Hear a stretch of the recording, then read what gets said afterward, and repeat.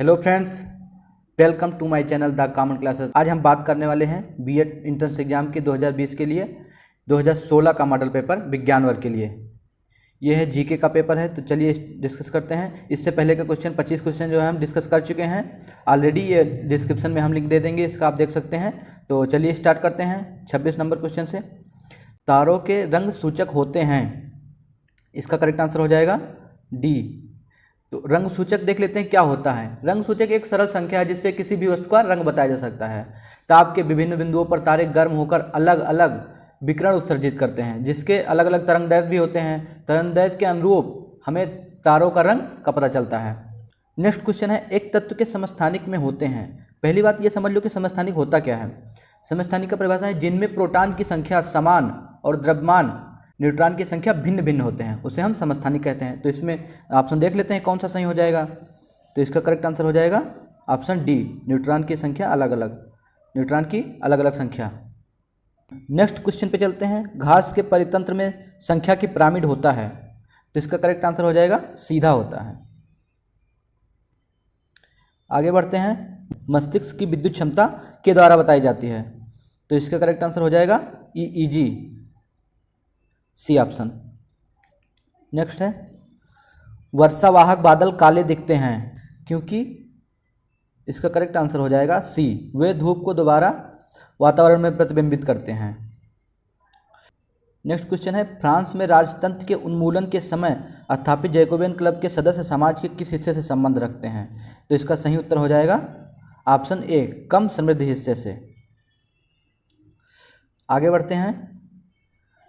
प्रथम विश्व युद्ध में मित्र राष्ट्र में से कौन से देश शामिल थे। तो इसका करेक्ट आंसर हो जाएगा ऑप्शन डी, इंग्लैंड, फ्रांस और रूस। अगला क्वेश्चन दिया है, जब रॉलेट एक्ट पारित हुआ तो उस समय भारत का वायसराय कौन था। तो इसका करेक्ट आंसर हो जाएगा लॉर्ड चैम्सफोर्ड।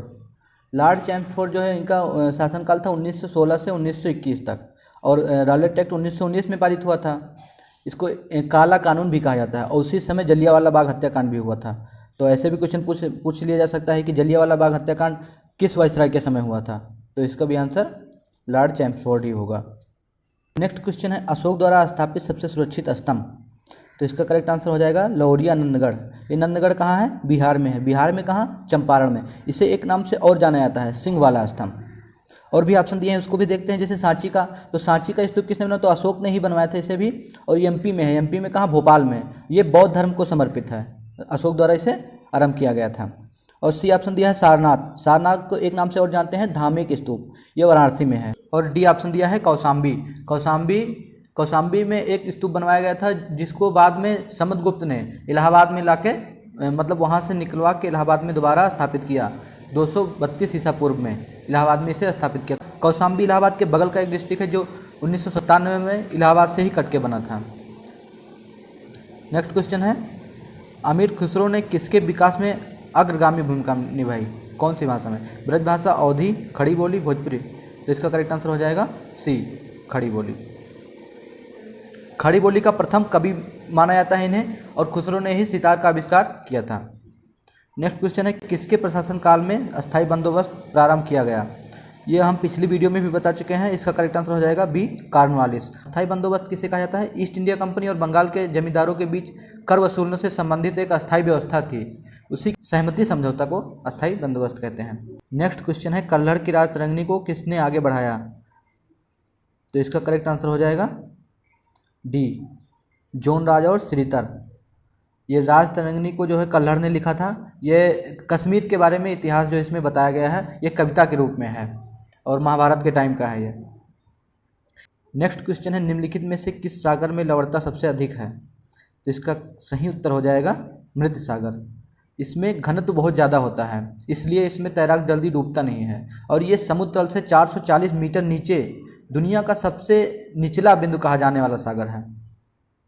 नेक्स्ट क्वेश्चन है, निम्नलिखित में से कौन सा भारत में मैग्नीज का सर्वाधिक उत्पादन करता है? तो इसका करेक्ट आंसर हो जाएगा उड़ीसा। उड़ीसा में सबसे ज़्यादा मैग्नीज पाया जाता है। वहाँ पर जैसे कुछ ज़िले हैं, सुंदरगढ़, कालाहांडी, मयूरभंज, इस जिलों में सबसे ज़्यादा पाया जाता है भारत में। और सेकेंड नंबर पे है कर्नाटक। यहाँ कर्नाटक में 30% लगभग पाया जाता है पूरे भारत में से, और उड़ीसा में 40%।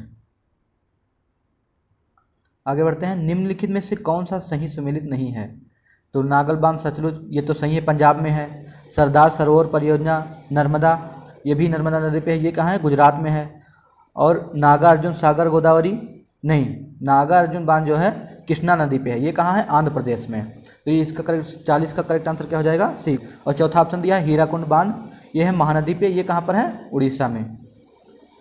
आगे बढ़ते हैं, सूर्य के चारों ओर परिक्रमा में से निम्न में से कौन सा ग्रह अधिकतम समय लगाता है? तो सबसे ज़्यादा समय तो वरुण लगाता है, तो वरुण ऑप्शन में है नहीं, तो ये वरुण ऑप्शन में है नहीं। तो उसके बाद कौन सा लगाता है? अरुण, अरुण भी नहीं है। शनि, उसके बाद शनि भी नहीं है। बृहस्पति, तो इसका करेक्ट आंसर हो जाएगा बृहस्पति, ऑप्शन बी।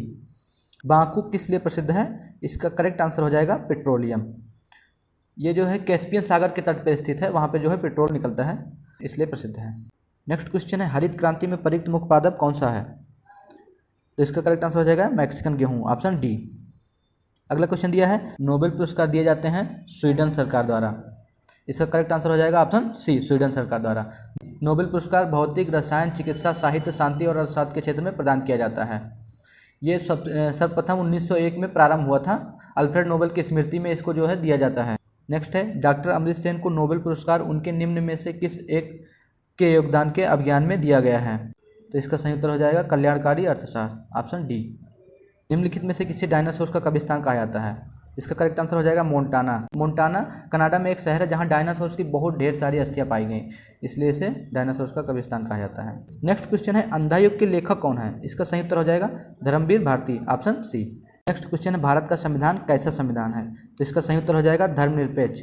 धर्मनिरपेक्ष शब्द 1976 में 42वें संविधान संशोधन में जोड़ा गया था, प्रस्तावना में जोड़ा गया था।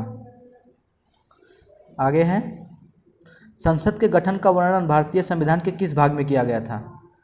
तो इसका करेक्ट आंसर हो जाएगा ऑप्शन डी, भाग 5वां, अनुच्छेद 79 से 122 तक। आगे बढ़ते हैं, राज्यसभा के सदस्यों का कार्यकाल कितने वर्षों तक होता है? इसका सही उत्तर हो जाएगा 6 वर्ष तक। तो ये 50 क्वेश्चन कंप्लीट हो चुके हैं। मिलते हैं नेक्स्ट वीडियो में, तब तक के लिए जय हिंद।